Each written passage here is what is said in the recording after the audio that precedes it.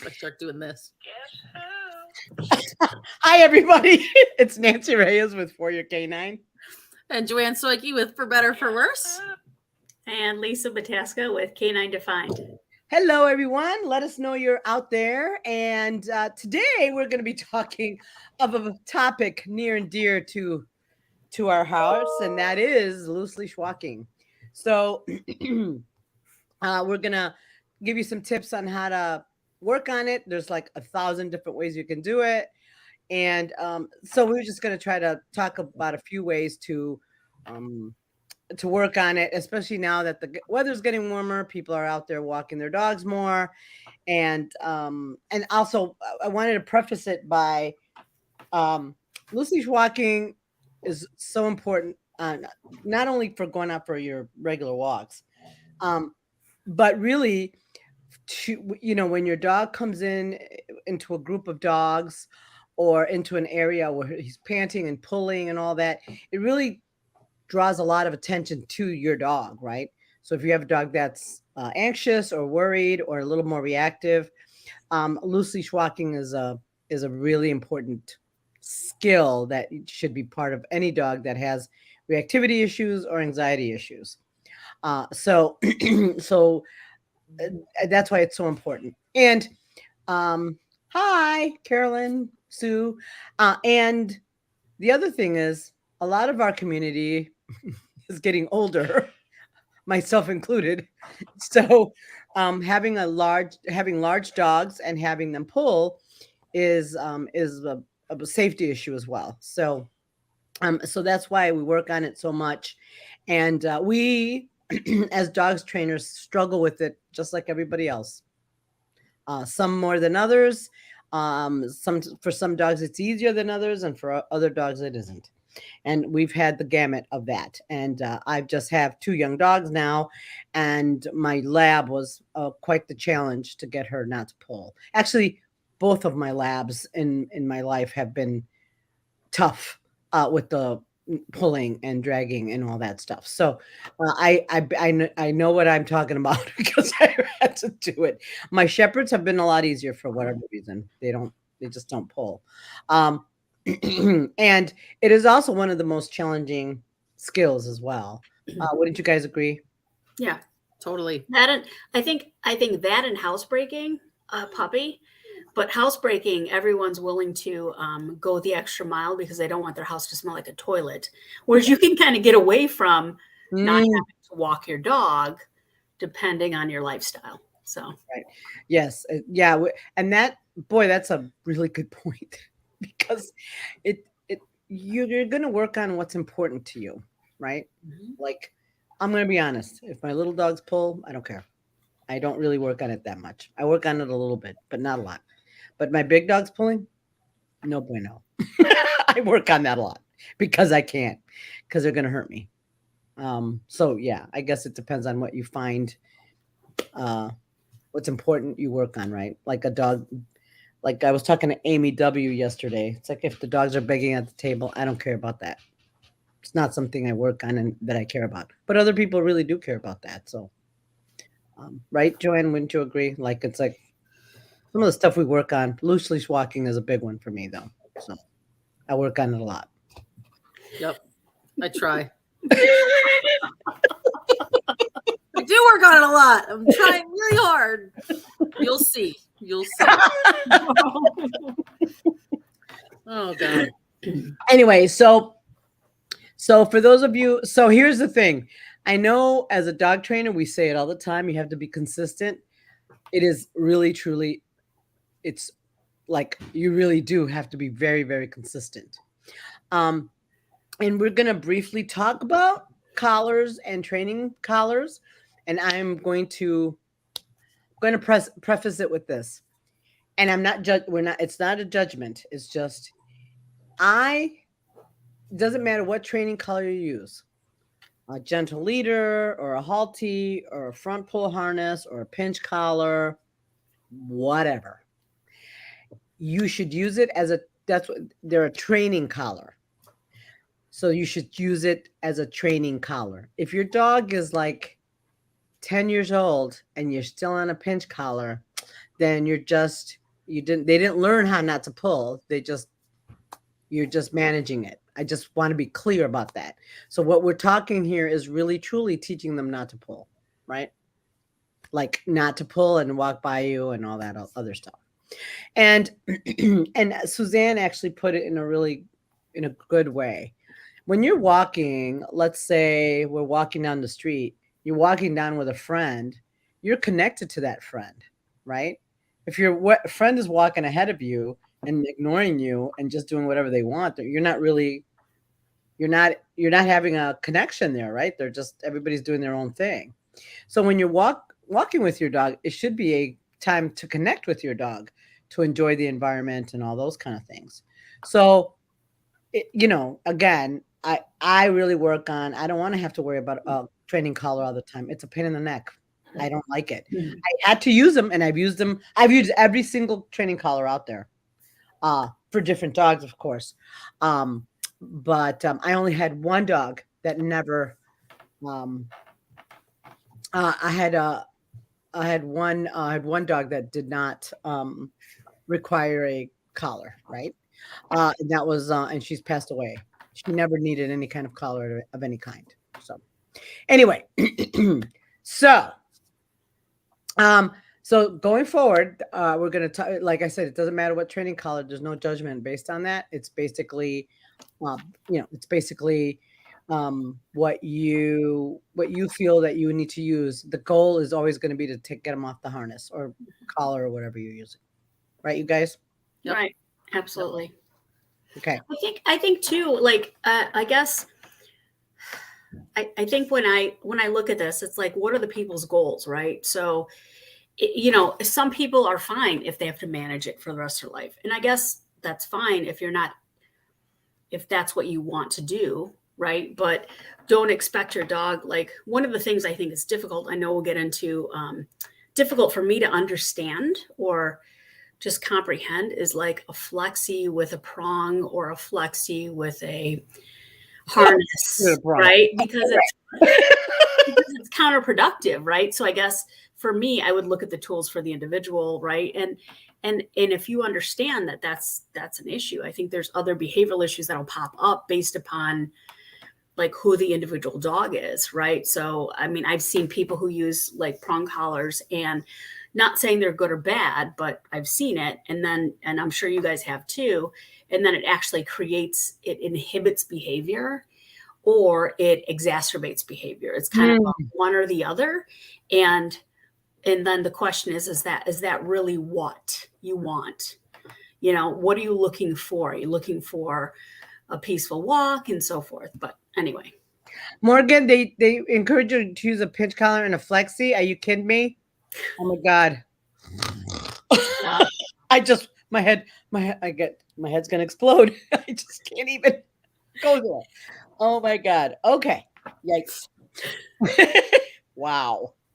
That's one combo I haven't tried yet. I've seen it. It's not recommended. No, I've seen it. No. Oh, and could you imagine with Bam? Oh my God. It'll knock him. Well, it'll stop him from pulling because it'll knock him into. I was going to say, I think we'll end up at the ER to surgically remove a pinch collar from his neck.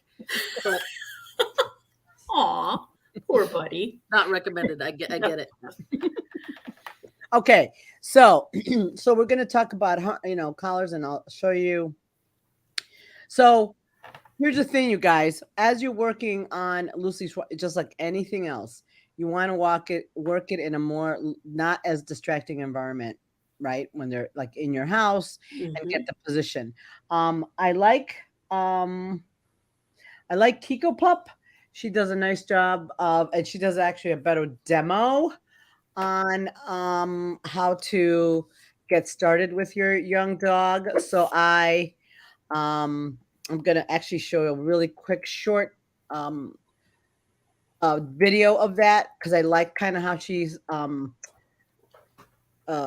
how she teaches it, and I use that. And you guys, there's so many different ways of using of teaching your dog not to pull. I mean, I cannot tell you. There's so many different ways. So there's not a good and a bad. You're going to figure out what works for you. I've used I've used this is what I use mostly. So I will kind of show you this. This is a really quick little demo, and this is where I would start if you have a young puppy or if you have a young puppy, right? Is how I started my youngins. So let's see. You see it? Mm-hmm. Okay. So this is the beginning. And even if you have a rescue dog or a new dog to you, it doesn't matter. So I like her. You stop to let another dog sniff. Maybe the other dog is near the grass and the other dog's on the very proud of that. Wait, hold on. I'm Multiple sorry, dogs. guys. Dogs on the side of the sidewalk that has cars. That dog can politely wait while the other dog is sniffing. Now, in no way am I saying that all dogs should learn to walk next to you for walks.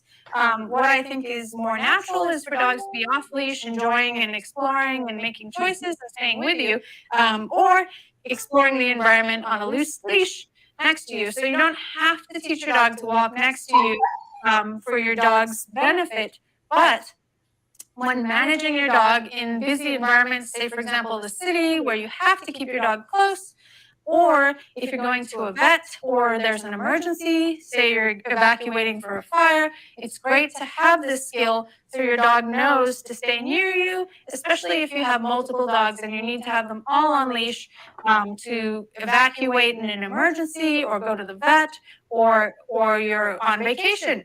And you've gone somewhere where there are more people. So that's why it's great to teach your dog to walk next to you, but there's no real benefit to it besides management. That is correct. And it is, when you train it with positive reinforcement, it's a great way to build your relationship and connection with your dog.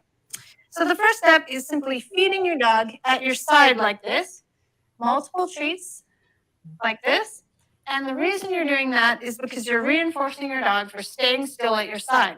Because most dogs, if they're standing next to you, will gravitate to being in front of you so they can see you, see your face, and most people train their dogs in front of them like this. So what we're teaching the dog is to be at the side. So you can lure your dog back into the position if they go in front of you again, or if they go in front, you can simply take a step to the right and then begin the game again. Once your dog is reliably standing at your side, when you're standing, you can then take a step forwards, click, and reinforce your dog at your side before your dog has a chance to take a step in front of you.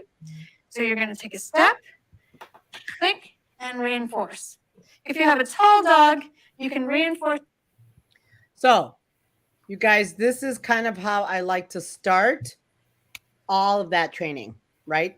Even if it's an adult dog, because I've had adult, my lab Kaiser before the lab I have now, he was an adult. He was almost a year old when I got him. So he had no idea how to walk on a leash. So I've done the same thing for all of the dogs that I've done. And some of that has worked more than the others, but you see in that environment, I do a lot of that in the beginning. And when my two puppies were young, that's how I started a lot of it. Just reinforcing that position is really, really important. And I have to agree, and Joanne and Lisa can jump in. My dogs don't have to be right next to me. I just want them to be where they're not pulling me. They can be around, but they don't have to be like right next to me. But if I need them to be, I can get them there in a busy environment. But I personally don't need that.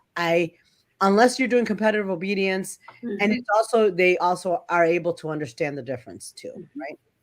Right, they should. Yep. Well, two things.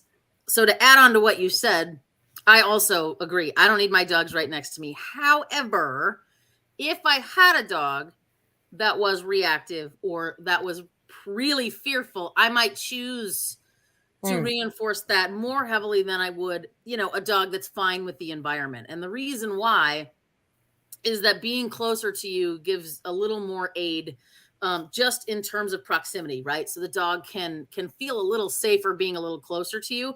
For a fearful dog and for a reactive dog, I don't care if they're out in front of me normally, but right, for a reactive dog, especially corners and spaces like that. Mhm. I definitely want my dog to be much nearer to me so I can see the things coming before they choose to make a decision that I don't want them to make. But the one other thing I was going to mention that I really liked about the Kiko Pup video that I'm a huge proponent of is the one step, right? Because I think we always try to get 6 feet and we always try to get to the end of the sidewalk, right? Before we try and reinforce the dog for being right. So again, we always talk about it. You always hear Nancy saying, I'm a lumper. We try not to be, right? Just combining too much at once. And sometimes 3 steps is too much when you're starting out with a new dog. Mm-hmm. Yep. I think, remember, we have to consider the loose leash walking as a duration behavior. So when I am working with my dog, I'll do a step or 2 and then I reinforce it. Then I restart my dog back. And again, I'm pretty loose if it comes to, and I usually will call it something different if it's a heel, because I'm working with rally obedience or formal obedience, right? So that's different. But if I'm walking, I'm like, I just want you to come to my side. If I'm like, hey, what are you doing? Come to my side type of thing. So I think what I also do is, you cookie and you take a step and then reinforce and then reset and then build upon that, just kind of like you do with a stay, because stay is a duration behavior. And I think that's important to point out for people, because we don't look at it that way. We really have to break down the behavior. So right. And for those of you who are not clicker trainers, you don't have to clicker train it. I like to early in my career. I didn't with these 2 guys. It was okay. I just use a verbal marker. So I, yes, and I reinforced it. So you don't have to clicker train it. But if you're a clicker trainer, that works too. Either one, it doesn't matter. You can just say yes and reinforce it. So just to be clear, right? And also, and I think a lot of times the reason there's a lot of failure is because there's so much activity. So, this is where management and training really is very important. So when my dogs were young, and again, my lab was more challenging, when I got out of the car and there was a lot of activity, a lot of dogs, I managed it. I used a treat and a cookie and I got her in the building, because there was no way I was going to train her to walk nicely on a leash when there's all this other stuff going on. Now, if I got to work and there was not too much going on, yeah, I would work it and I would train it going in and coming in and all that stuff. And I eventually, because my goal was to be able to walk both my dogs in the building. But when they were young, it was only one dog at a time, because I couldn't. Neither one were trained, and I would have quite a situation for them both trying to drag me into the building. So I would come and go get one dog. I'd work getting them in the building, and then I'd come and get the other dog. And ultimately, my goal, and this goes back to what Lisa said, my goal was to be able to walk to get my dogs both out of the car and walk both of my dogs into the building. Which obviously I can do that now. Most of you who've seen me, I can do that now. But early on, I did not. I walked one dog out at a time, because I could not walk 2 young adolescent teenage dogs into the building gracefully. That was a big that's a big a thing. So again, you can use a clicker or whatever, but you also want to start working on so I always tell some of my clients, I'd rather have you work a short walk, like even if it's a half a block, than a long walk. Quality versus quantity, for sure on that. And if you're a walker for exercise for your dog to tire him out, I promise you, yes, walking the sidewalk in front of your house and making them think will make them way more tired than letting them drag you around the block. Yeah, you got that right. Especially Bammers. He's very handsome, so he's got to think about it, because then he has to take his handsome energy to work on his skill stuff, which you will see very shortly. So anyway, those are some of the caveats I wanted to kind of talk about loose leash walking. And again, we're not talking about healing. We're not talking about competitive obedience. We're talking just, and for those of you who are dog folks that go to training and all that, I know sometimes if you're running late, you just let the dog drag you in the building, but that's That's a problem. And don't forget pulling, and pulling increases arousal. So that's where you get more reactivity. And the labs are notorious for coming in the building and all the dogs are like, "What?" So and a dog that typically would not react to a dog will react to a lab just trying to get in the building in that speed. So so that's just the norm, right? That's just how it goes. Okay, so I'm going to show you a video of my handsome prince. I had Joanne's dogs over the weekend, and since Bam pulls so bad, I thought, why not? This would be a great opportunity and good video. So, and I apologize for my attire. I was painting. It was a very busy environment. He was very, very distracted, as you can see. He's like, "Oh my god!" And he's a big, strong boy, so I was trying to stay upright. Which, if anybody knows our handsome prince, how hard that is, because I'm not, I'm not strong enough. But Things I'll point out here is watch out the body language, how he's trying to split attention between working with Nancy, but then, kind of attending to the environment. mhm, Also, if you notice her leash handling, terrible. and there we have it. Yeah, there you go. Yep. Yeah, and the other thing that I want you guys to notice, and it might be easier if you show it in the very beginning, was a good one, was how hard his mouth is Mhm. Mhm. when he's taking treats. Actually, he wasn't bad. He was just very. It wasn't hard. It was just very. Emotions were fast. Yeah, but he wasn't hard. Incredibly, he was really nice and soft. Okay. I was like, okay, yeah, he was a very good boy. Unlike my lab, that's always kind of hard. Nice. He was very gentle. And But he was- Sherry, I'm not embarrassed at all. It's you know what it. He is. Even dog trainers are human. I struggle so much with this Yep. guy. Like, you would think he never gets worked on leash, like legit walking him, but No, but he did really well. And I'm gonna preface it.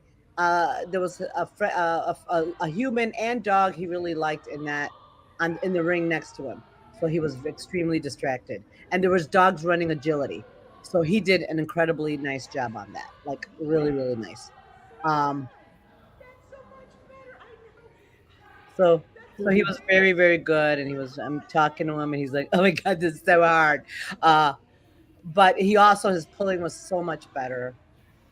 Shark Mouth Lab. I don't know, Judy. We need gloves. Joanne says I should patent a pair of gloves for my lab. So you know what, Judy? One of the guys actually that lives near me, he was a nosework guy who will lead it out, and he's never started another dog. He had gone to Amazon and he had like a deodorant, like feed upper thing. Oh right? yes. And he calls it a licky stick. Mm-hmm.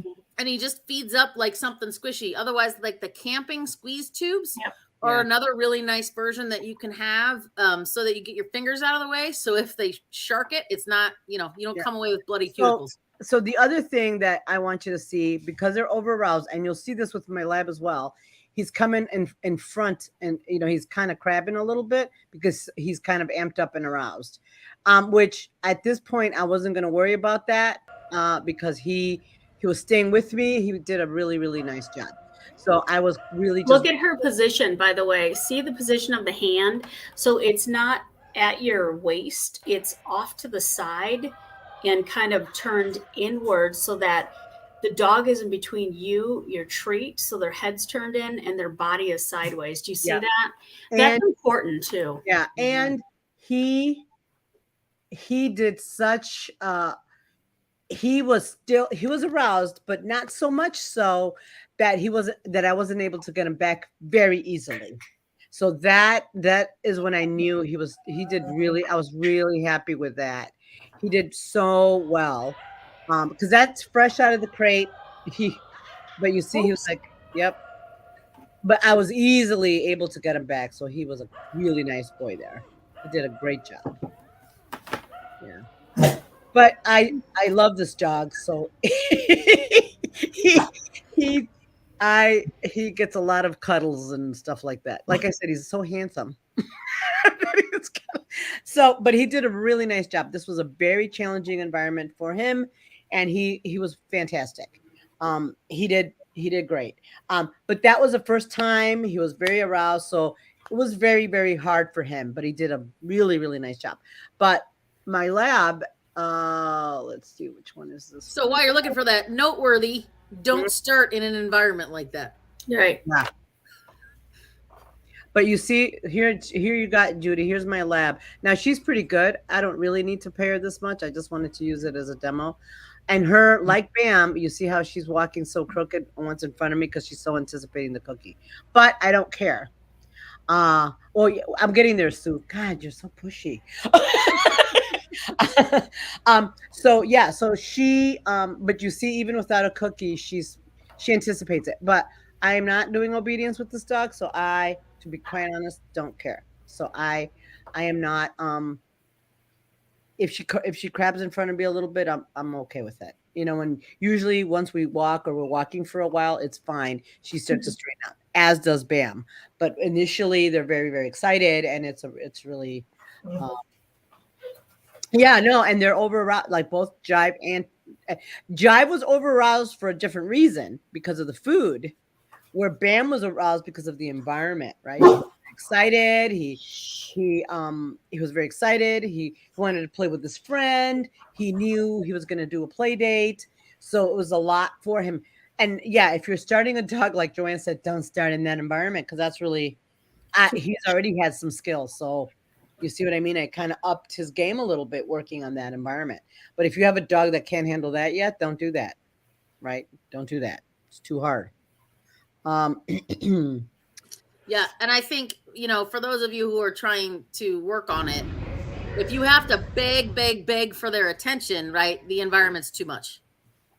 So here's Jive, and I have no cookies, right? And I just want to, so that's now after, it took me till she was 2 to get that. I did have cookies in the other hand, but it took me till she was 2 years old. I was like, oh my God, she's killing me. But that's how long it took. It was a very long time. Like, not even joking. And she's really great. Like now I don't have to, she's actually the best one on leash, actually. So, but it took me a very, very long time to get that. So going to Sue's question. No, that's not it. Wait a minute. Where is? We did go to a harness, right? And I usually hate to have the treats in my hand that way. So what I'm doing here, we've progressed it. So he's on a harness, so he's got a little bit more control. And the cookies are on that chair, and we're walking. I have no cookies now. We're just walking together on the harness. He's doing great. The harness is really working well for him. He can handle it. He's doing pretty well.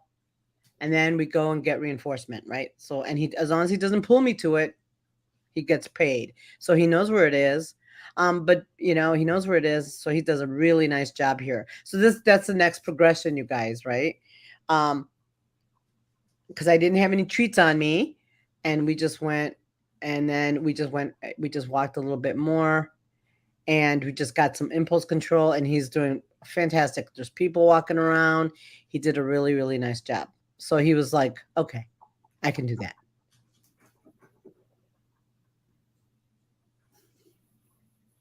Because I want the cookie. He was getting liver lady. So it's his favorite. So he did a really nice job there, right? And we've got some control, and he's able to handle it, and I'm able to handle him because it's really hard when he's, himself. So he did great. And yes, the harness helped quite a lot. So it did bring his arousal. Judy, he has a freedom harness on. He has, actually, it's Tango's. It fits him exactly perfect. There's both of them. He walks very nicely on it, and to be honest, it does bring his arousal down a little bit. And I know there's a scientific reason for that. Like, it's obviously hitting his points where he's where it brings him down some. And that particular harness, which I can't show you, I didn't come close enough to the camera. That particular harness fits him nicely above his collarbone, so he has nice range of motion. Because a lot of people wear these are not really well. See here, see how it's above, really nicely above his Wait, I'm gonna stop it there. Wait. You see how it sits nice and high on his collarbone there, really nice and high, and he has nice range of motion on that. And again, some of those harnesses are not meant to be forever. If your dog is pulling on that harness, it is going to cause some problems, some physical problems, just like any other. So we use it very sparingly. And where he's at in his training, you could use it in the beginning, then take it and then change it, and adjust it so that he's not always on it all the time, right? So he starts to learn how to. Yes, that harness is using him in nose work. However, I have a little bit of I don't like to use those for nose work, to be honest with you, because it's the same harness they use for walking, so they tend to pull more on it. So I don't like to use them for nose work, but I know some people do successfully. But I want because Jive was such a puller, I was very clear. This harness you don't pull me on. This harness you can pull me on. But some dogs are fine. They get it. Yeah, and Judy, I'd have to review the rules, but I know some of the venues it's not, because you can't hook it in the front. So that particular harness has a front hook and a back hook, and you'd have to ask your judge because it tightens a little bit on the back one, which is technically not allowed. So right. I wouldn't use that particular harness for nose work. I don't, just because I want to be clear. A Jive was such a challenge that I wanted for her to really understand. In nose work with this particular harness, you can pull me, but when you have this one on, you can never pull me, because it took a long time. 2 years is a long time for me not to to deal with the pulling, because I can't even. She was harder. The Shepherd didn't have as much. I didn't have as much of a issue with the Shepherd. So, this is Amy with Nova, and one of the things Amy does do well is teach her dogs not to pull on leash. They may have other stuff, but they do a really nice job. They never pull on leash. They just don't. So that's what it should look like. She's not healing her. She's just walking, and she is communicating with her. There's no food. There's nothing. That's what it should look like. And the other thing, and I know Lisa alluded to it, I use your voice when you're making those turns. Sometimes we turn, we don't tell the dog to go. It's like if we're walking together and I just turn off to go into the store and not mention it. It's kind of rude. You'd be like, hey, let's go over here, right? You should do the same with the dogs, right? Give them that information, right? Hey, we're going to turn this way. Let's go. Yeah, Sue, that's what I mean. Because I did that with Bam, actually.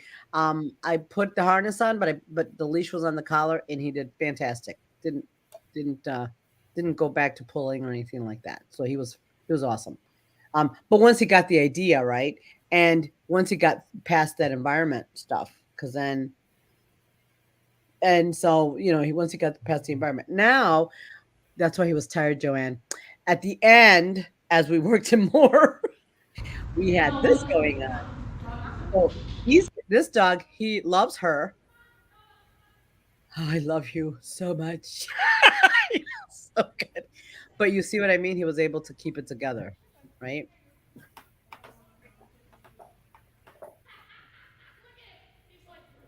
And he really would like to go visit her, but he's doing a nice job of keeping it together. So sorry, guys. I didn't get a chance to splice this video as much as I wanted.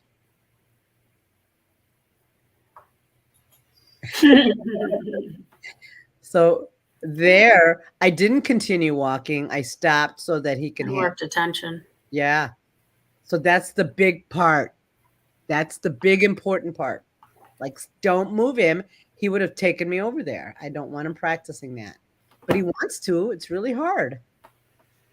That's why he took a nice long nap that night. But he did a really, really nice job. I know they did get to play, by the way, after this. They did get a chance to run around and play and roughhouse and all that stuff. But you see, running. well, trotting. Yeah, you're right. Not a lot of running, a lot of trotting. But they did get a chance to play. And to preface that, that's why I don't like dogs playing on leash. Because then it does encourage pulling. So I don't usually consider, like we took them in another room, took their leashes off and harness, and they got to play off leash. It didn't last long because Mr. Handsome and Nova were pretty tired, but they did get a chance to socialize and play and all that stuff. So it was, and he did a really, really nice job. But you see, even Bam, who it's rough, but he figured it out. Now, would you take him on a park where there's a bunch of running squirrels and other? Not right away, because if you want to die. Just saying. But in this environment with other dogs moving around, he was okay. He was fine, and he doesn't get to take me to other dogs. And usually, I'm going to be honest, he's really good about that. Like he likes other dogs, but he won't drag me to another dog. My shepherd, he will want to take me to another dog. So that's something I have to work on more often than Bam. Bam will not drag me to another dog. He will drag me to, I don't know, a thing or an item or a person or, but he really doesn't drag me to other dogs very much. I mean, they're not that, if they're interesting or if there's a girl or whatever, probably, but he's not that kind of dog. Where my shepherd is, he will drag me to another dog. So that's why I had to work on it so hard with him. Dislocated shoulder, yeah. And yeah, Sherry, you're right. That motion, it's like she said earlier, that motion does feed arousal, right? Oh, so yeah. When they come up, stopping's your best option. Yeah, not trying to get past it faster, right. Which is what people do. Getting past it faster is horrible. Not good. And again, we all and you guys, the younger your dog is, the more mature, some days are better than others, right? They're just going to be that way. You're going to have good days and bad days. And I, for one, had with Jive was a challenge very much with her, trying to get her not to pull. But it was really important because I don't have the strength, and I could hurt my back. And I've had students that have had some pretty serious injuries because of a dog. I had one lady with a Doberman that was, she pulled into a ditch, right? And then remember it was Valentino. It was Anna. I remember with Valentino. Valentino, yep. Yep, and she was in a body cast for a couple of months. I actually had to keep him for a month because it was pretty bad. And there was another Doberman at a nosework trial where yanked her to another dog and she fell backwards and fractured a vertebrae. Yeah. Mm-hmm. Gotta love the Dobermans. Right. But the truth is it just happens to be Dobermans in this case. But trust me when I tell you, it could be any breed, any dog, and it doesn't have to be a big dog all the time either. Just saying. I had a little dog. It doesn't have to be, but boy, the power behind them really, right? They can just cause so much injury just by the sheer weight of them. Sorry, Lisa, go ahead. No, we had a little dog who pulled off of, there was a trial and pulled away from her owner, and it was a little like Chinese crested because it was being all like blah, blah, blah, and mom wasn't super stable, and he ended up running off because he freaked himself out and got hit by a car. That stuff happens. But I think one of the things I did want to say is when you're thinking about, like, anytime you're doing any training, regardless of what skill you're attempting to train, you want to look at stimulus gradient, right? So duration, distance, intensity of stimulus. So that's why we recommend doing it in a benign environment to establish the behavior. And then once they get better, you can start to increase it. So like with Bam and Nova, that was a more high level distraction because he was very interested in engaging with her. I wouldn't necessarily start with that. I would probably start, right. Because then that's failure altogether in the rehearsal. So, but I would what Nancy did was stopped and waited for him to reconnect with her. Now, in the real world, if you have a dog who's reactive or whatever, and they can't reconnect with you because they're concerned or interested to a high level of arousal, then you're getting out of Dodge. You're not going to wait. And I think I find that, I don't know if you guys find that sometimes people wait too long, and then there's reactive and they wait. And I'm like, don't wait. Just, okay, you can't get attention, get out of Dodge. Right. And like with Bam, if I would have given him more time, he would have dragged me over to Noah. Right. But at the minute he stopped, I was like, come on, bud, let's get back here. And he was very responsive. Like, I didn't have to work very hard at that at all. He was so good. So, you know what I mean? It shouldn't be that hard. And it wasn't with him. He was like, I'm like, come on, bud, let's go. He goes, okay. It wasn't hard. He was able to reconnect with me very easily. And that's what it should look like. Right. So I will tell you, it used to be very, very hard, but right. You hear us talk about this all the time, and you saw it in these two videos, even though we didn't say it, right, was the auto check-in and the relaxation protocol. And that dog, I remember, because of his issues, right, being so over-aroused in an environment, we used to sit in the back of class for an hour and practice relaxation protocol and practice auto check-in. And that was it. We didn't move, right? Because I've had so much trouble with the leash with this dog without a connection and a relationship, and getting the dog to be able to focus on me in a distracting environment. There was no way I had any control on leash anywhere away from home. Right. Mm-hmm. So he's a particularly interesting case just because he's so persistent and he's so aroused most of the time. So he's like, I want that. No. Yep. We're going to go there. And he sucks so bad like that. I love them dearly, but he's really, really a challenge. So, you know, if you have that dog that you've really been working on it, and you can't seem to get anywhere, sometimes you have to step back from the leash and focus on, right, things like auto check-in and relaxation protocol, so you can at least get them to be able to function in an environment that has some distractions in it. Right. The other thing I wanted to, that I didn't get a chance to video, to be honest, because Bam was doing so well, I knew he wouldn't give me what I wanted. One of the things that you can do to help, and that Kiko Pup mentioned, was the long line, like having them on a long line, and so they don't practice pulling, because that is a problem, right? So a long line sometimes will allow them, if you're in an open field or whatever, where there's not a lot of dogs, where they don't get to, they're still connected to you, but they're not just running amok, right? And yeah, Deb, so stopping will be a cue for the dog to come and check in with you. Absolutely. And that should be all the time, because the truth is, you should be connected. You're going together, right? Together. You're just not taking him for a walk. So yeah. So stopping means check in with me, and I'll tell you what we're going to do next, if we're going to do anything at all. Right. So walking, so that's really very helpful, right? For him. And Sherry has a really good point, and I'm just going to summarize kind of her. Well, actually, I will read it, because I remember our comments earlier. Not everyone can see all the comments. So Sherry says, we want to rush past and leave it quick. There are days I have to walk up a driveway and sit my dog to create distance in order to let another dog pass by on a flexi, because my dog can't stay calm with another dog staring or coming towards him quickly.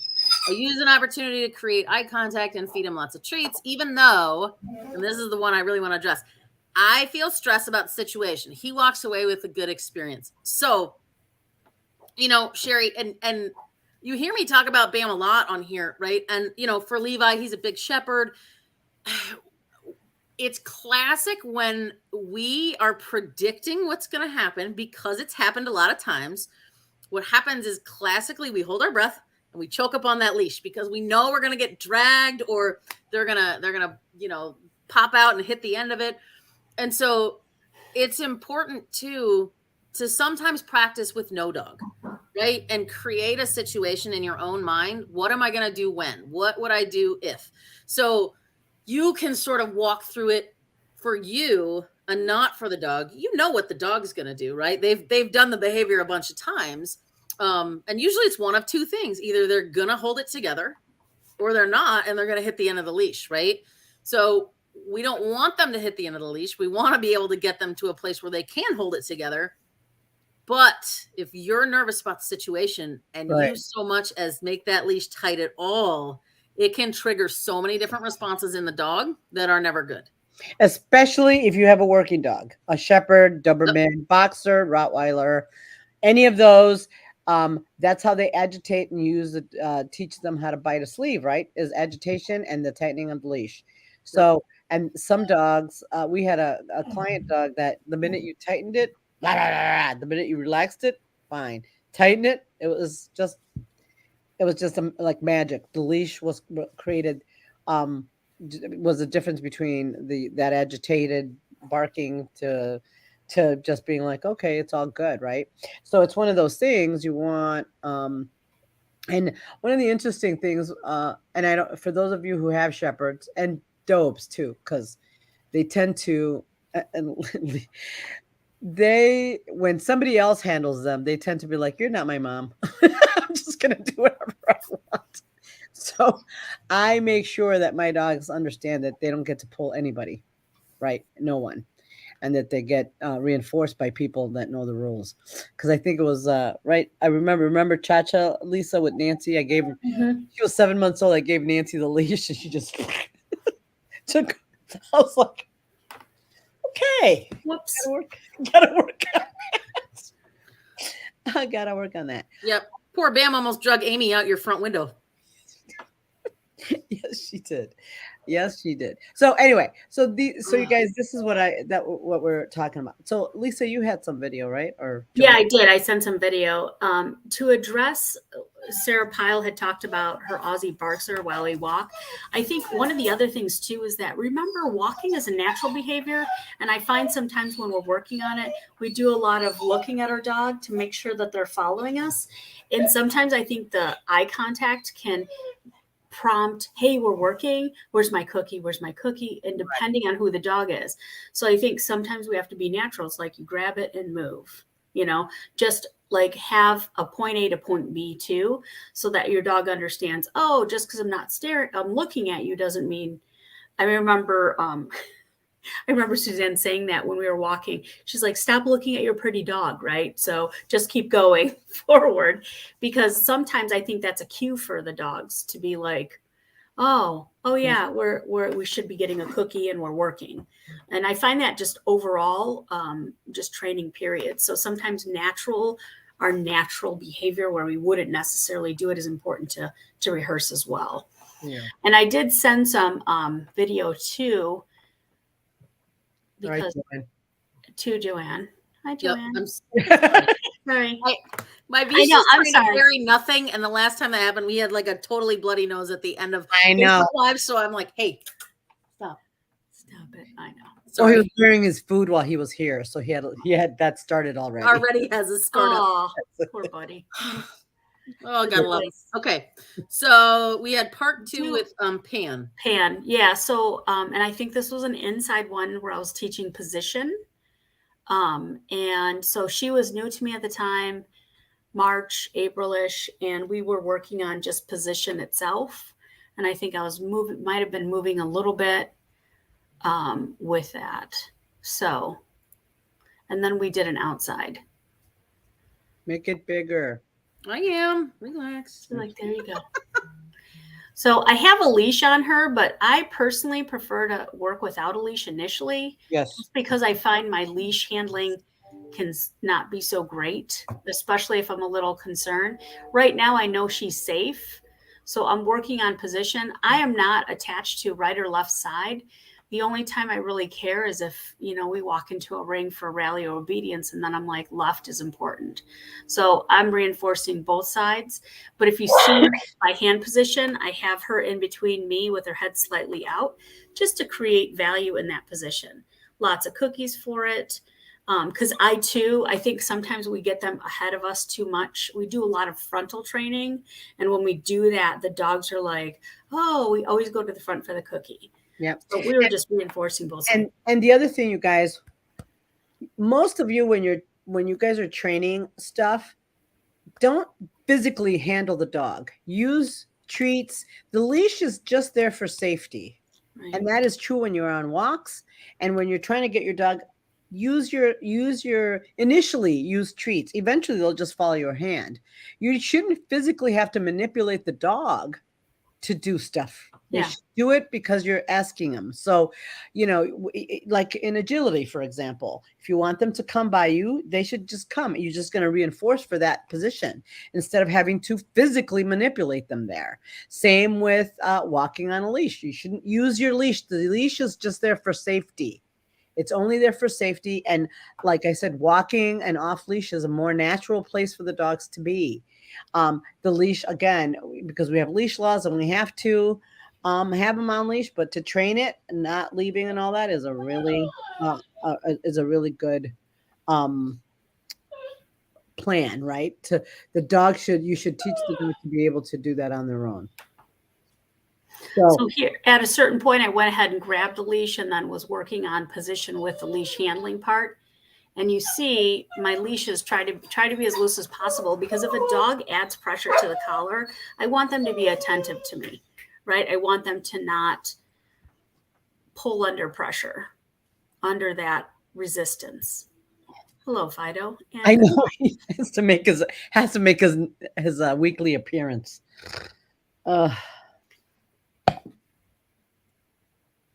So, and then I think the other thing that Suzanne pointed out, which I think is really interesting if you try it, and she did this, like, remember when she had us hold a leash and then one person closed their eyes and the other person guided them by squeezing the leash, the feel of the leash, Yes. kind of like feeling the reins and stuff.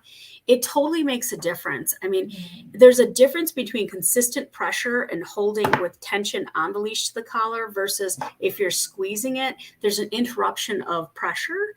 And I think that creates the dog to turn and look at you like, what do you want? Or what's going on? Almost like a tap on the shoulder, mom, mom, mom, mom, right? You're like, what? Right.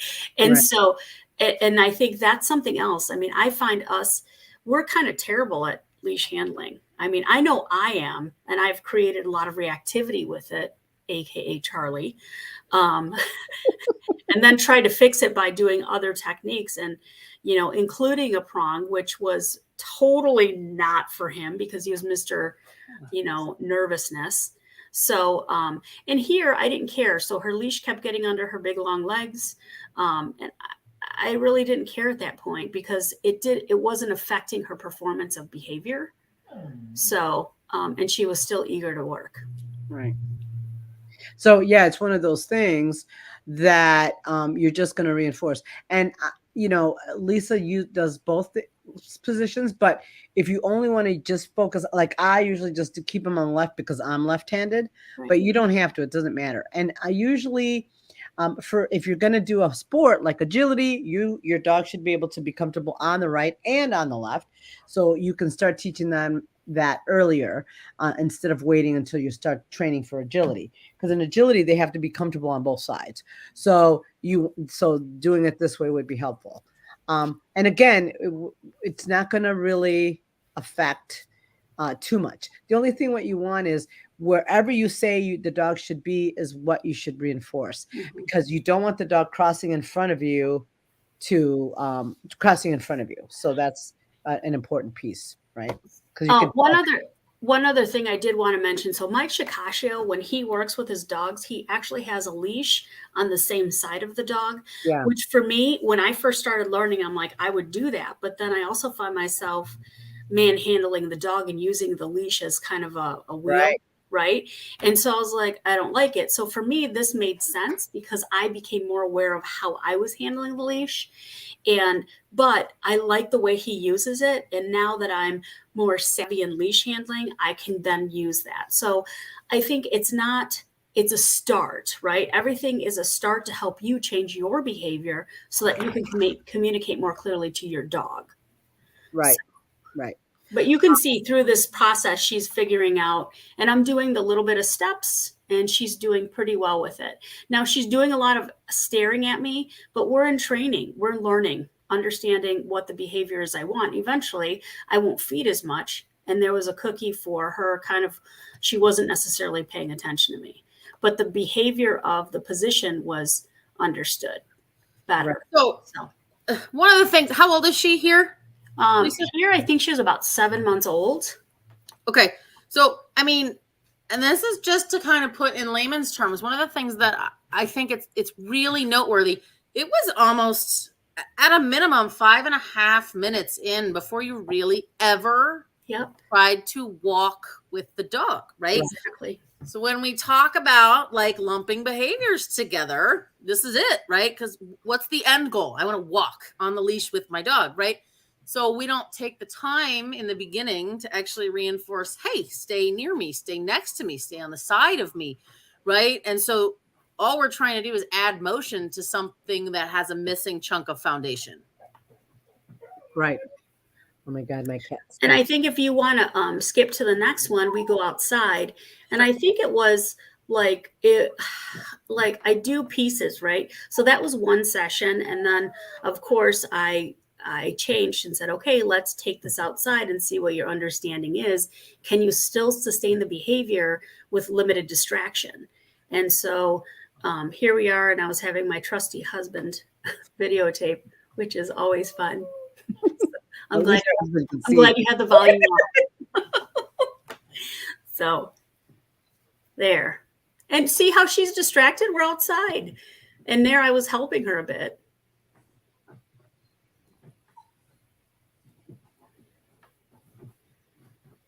And I am doing a lot more looking at her, but because we're still in beginning phases of learning and understanding.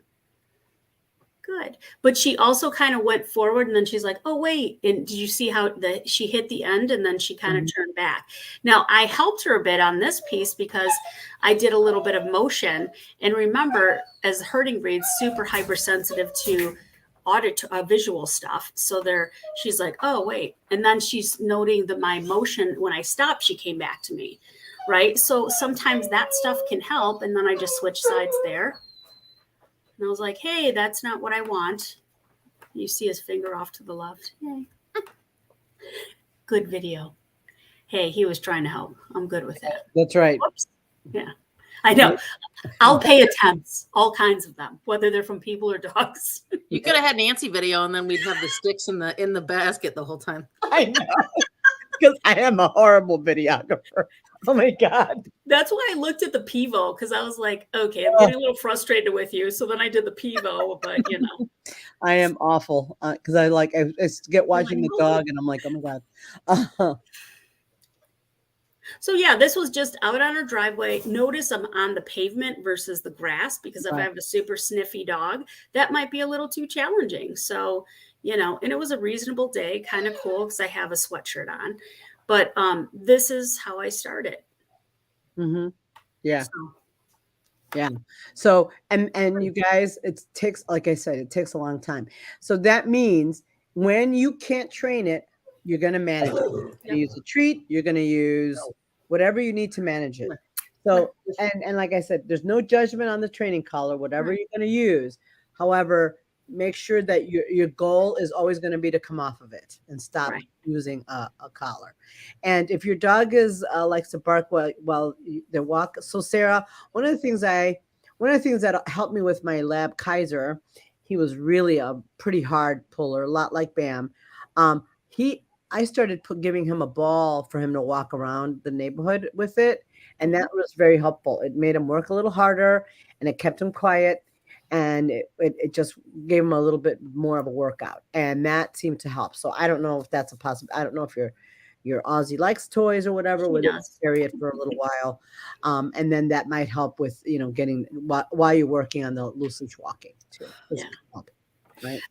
One other thing is I think one thing that's important to mention is that, let's be fair to the dog, right? So my goal may be loose leash walking, and my shepherd, she would pull. And so I tried all the other things first, the kindest ways. And for her, she was like, she gave me the big fat finger. And then I was like, okay, and the shepherds have a tendency to push from the rear, right? they're like rear wheel drive kind of cars. And Yeah. so then I ended up using a prong collar on her, and I didn't like correct her and rip her back to me. She respected the pressure, and she's like, oh, bad idea. So, but I never had to use that on any of my other dogs. She was much more resilient. And I think that has to do with how they're breeding them now. They're much more pain intolerant, or certain lines are, depending on what they're doing. And she was a rescue. So for her, that worked for her. And then eventually I had the prong on and then her regular collar. So we might have started on the training equipment, but then midway in the walk, we went to the collar and then flip back to the training equipment. So I usually tell people, like, your walk this long, it might start on a training collar just to get them settled into the idea of what's acceptable. And then you go to the where you want to be eventually, and then maybe going back to it. So you'll find this part starts to open up that center. So then eventually you might have it on the dog, but not necessarily start or end with it. So for me, always with training equipment, I want to get off of it because it's a hassle to me. I'm like, I'm kind of lazy at certain points. It's like, And I've used everything. I was Yeah. talking to Joanne earlier. I've used a head halter, I've used a pinch collar, and I've used a freedom harness. Yeah. I've used all of the above. And again, but always the same goal was for a very short time. Right. My lab, Kaiser, broke my pinch collar. So he was like, yeah, I don't. Really he's like, I have high pain tolerance. right. So I As had, did him. so I put a head halter on him, and Yeah. it took 6 months to get him off of it, to train him not to pull. So he came off of that. And for Chacha's the only one that needed nothing. Yeah. She just was on a regular collar her whole life. The two young ones I have now, the freedom harnesses, even though the lab tap danced close to that pinch collar thing, because I was going there, because she was not. It was just not going as quickly. But luckily, she must have sensed it, because then she goes, "Oh, okay, I know what you mean now." The heat might be turned up soon. Yeah, exactly. So, and for my beagle, I did use a pinch collar back then because she was Right. horrible. And I think too, going back to understanding who your dog is and your temperament of your dog. I don't know about you guys, but I usually find the highly aroused dogs seem to respond to a pinch. However, there's always exceptions. But I still wouldn't start there. Like, I'm a less is more, and then you kind of move up the ladder as needed, because to me, it's like Simon. Oh my gosh, Mr. I want to bite the world. Yeah, I did the harness with him. He pulled through, and it was clipped on the front. He just dropped his body and pulled through it. And I was like, oh, you suck. And so then I was reluctant to go to a pinch because he already had a bad association with people altogether. So I was concerned about increasing that concern or making that worse. So then we did the halty on him versus the gentle leader, because the gentle leader kind of moved a bit. And then he was smart enough to, he's like, done, it's off. And then I was screwed, right? So I was like, crap. So the halty seemed to work better for him, and he was fine. And then the thing that I did it as a safety measure. And I remember one time I went to the vet, and I was at Elmwood Grove seeing Dr. Hennigan because he was on behavior meds. And a lady said, oh, because he was doing all kinds of tricks. It wasn't that he had pulling issues. It was that he had people issues, and I was working on safety. And so we were sitting there doing all these tricks because he was a smart guy. And the lady's like, oh, he's so smart. It's too bad he pulls you around. And I'm like, no, he actually bites. So I need to control the head. I'm like, you don't know what that person's dealing with. Right. And for me, that's what worked for him. And we were on that around people. Mm-hmm. Yep. And I think too, just to mention, right? Like, we talk so much about tools, right? And so it may surprise you to hear that some of us have used pinch collars, right? But I think, like Lisa said, it's not the go-to, right? It is not. And I know for me, he was a year and a half old before I ever, and that was after using a harness and a martingale and like all the things that I tried, and attention. And for me, it was an attention thing, right? Because it's the persistence. So he's like, don't care. Like, yes, I know how to check in with you and I know how to do these things, but I want to do that. And so it was the sheer power behind it that I was looking for something to be like, not that, and I would never want him to hit the end of it, right? But just a little bit of like hey, remember me back here?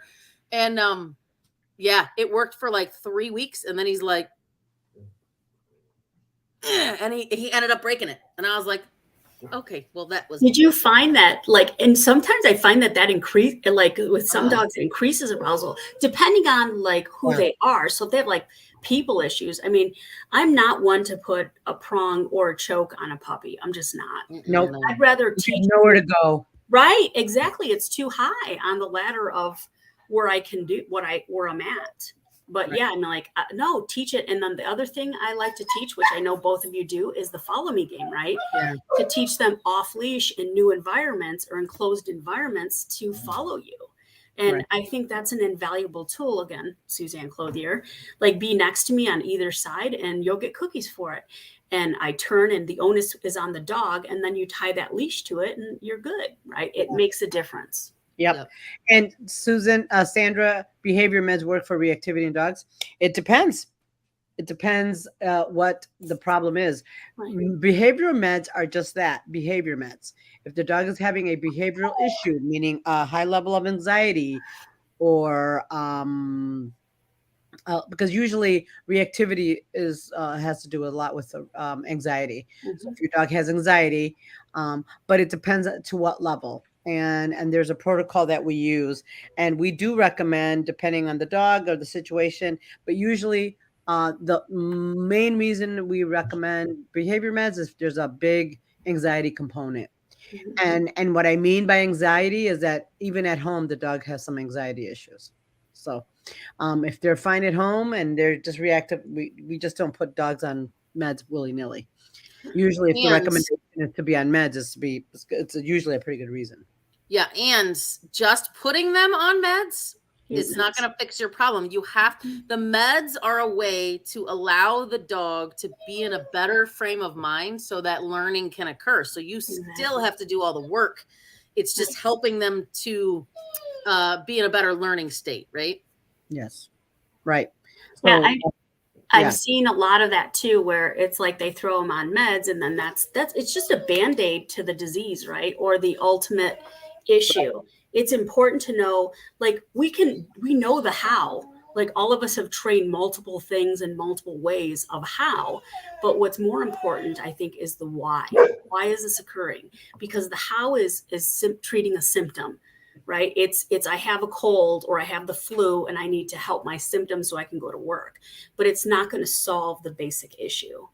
And I think that's important to understand, because I think sometimes we're like, well, he's on meds. Why isn't he behaving better? Well, you're not doing anything to help support that. So just behavior modification needs to occur with medication. And I think that's sorely it's just not done.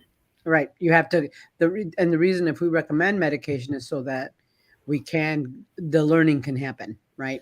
And so we, like I said, we've all used different approaches to loose leash walking. And again, there's 20,000 different ways to teach it and work on it. But I have learned luring plus, turning for the dog to be able to work on that is really, really helpful. Yeah. And I'll give you the human scenario of it, right? Let's say I work in a doctor's office or a kindergarten, right? And I have a terrible habit of helping all the kids and throwing away Kleenexes and then touching my face, right? I can go on antibiotics to cure all the colds and stuff that I'm going to get, but I'm going to continue to get colds because I haven't altered the behavior of what is causing me to get sick in the first place, right? So think about it more in that terms. Yeah, it'll cure me for the moment, but as soon as I touch my face again, as soon as I put those germs back on myself, same thing happens again. So. Right. Okay. So, anyway, loose leash walking, it takes time. It's a long process to keep everybody, to keep the dogs. And again, every dog's going to move at a different pace.